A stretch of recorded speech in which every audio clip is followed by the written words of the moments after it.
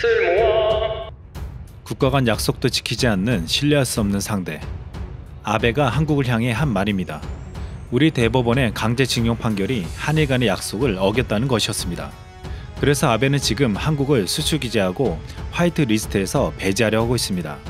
일본은 1965년 한일 청구권 협정에 따른 8억 달러로 일본 정부의 배상 문제가 해결됐다는 것입니다. 일부 국내 보수 진영에서도 우리가 약속을 어겼다며 현 정권을 비판하고 있습니다.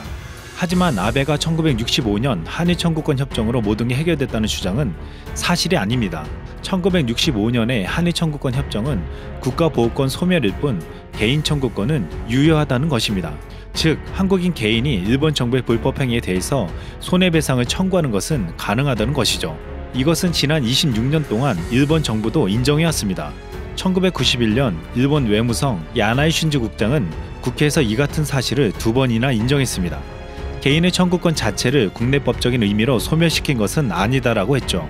지난해 한국 대법원 확정 판결 때 일본 외상 고노다로도 재확인한 바 있습니다. 많은 전문가들은 아베도 이를 절대 모를 리 없다고 했습니다. 그렇다면 아베가 정말로 한국에 경제 도발을 해온 이유는 무엇일까요? 아베는 한국을 통해 북한의 전략 물자가 흘러가고 있다는 이유를 들기도 했었고, 일부에서는 일본이 자신들을 추월하려고 하고 있는 한국의 경제에 제동을 걸려고 하고 있는 것이라고 분석했습니다. 하지만 그보다 더 크고 근본적인 이유가 있습니다. 아베를 중심으로 한 일본 우익은 강제징용을 인정할 수 없기 때문입니다. 한국 대법원의 강제징용 판결을 인정하게 되면 자신들이 추구해온 모든 것이 훼손되기 때문이죠. 그들은 일본의 식민 지배와 강제 동원의 불법성을 인정하지 않습니다. 지금부터 일본 우익들의 실체와 그들이 하려는 것을 살펴보겠습니다. 그동안 한국 정부와 언론들이 아베가 야스쿠니 신사 참배하는 것을 비판했습니다. 야스쿠니는 1970년대 말부터 사형 선고를 받은 A급 전범들의 유령을 신으로 안치하고 있습니다. 야스쿠니는 전쟁 전 일본의 국가 종교였던 신토의 잔재입니다. 신토라는 종교가 결국 아베가 하고 있는 모든 행동의 핵심이라는 것입니다.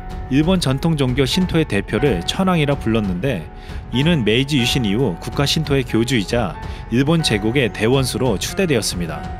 일본에는 800만 개의 신이 있고 8만 개의 신사가 있는데 그중 최고 제사장이 일본 천황인 것입니다.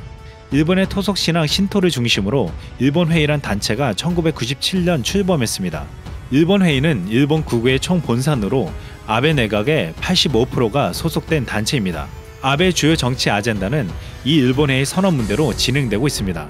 일본회의의 목표는 절대 천황제와 군국주의의 부활입니다. 이들은 일본을 2차 세계대전 이전의 메이지연법 체계로 되돌려 전쟁을 할 수 있는 나라로 만들려고 하고 있습니다. 이들은 메이지 시대의 천황 중심으로 돌아가자 전전의 대일본 제국은 자랑스러운 제국이었다. 2차 세계대전은 침략 전쟁이 아니고 그 범죄 행위를 사죄하는 것은 용납하지 않겠다고 천명했습니다.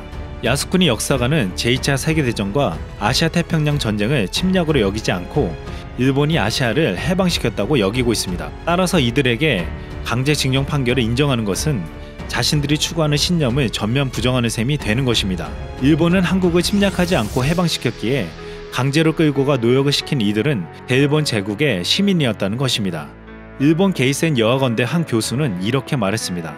일본 회의는 한국을 전후 여기까지 경제성장시켜주고 근대화까지 해줬는데 동등하게 나서려는 것을 절대 인정할 수 없다는 것이라며, 그들은 한국을 항상 울고 보채고 일본에 대해 은혜를 모르는 나라라고 인식하고 있다고 했습니다. 일본의 평화헌법을 뜯어고쳐 전쟁이 가능한 나라로 만들려는 행위, 독도를 비롯한 영토 분쟁, 혐한 분위기 조장, 식민지 과거사 위조 등 이 모든 것은 아베를 중심으로 한 일본 우익이 과거 자랑스러웠던 절대 천황제와 군국주의로 돌아가려는 시도입니다. 아베의 한국에 대한 경제 도발은 바로 이런 근본적인 이유가 있었습니다. 아베가 강제징용 판결을 부정하는 것은 과거를 부정하는 행위인 것입니다. 이상 스멍이었습니다.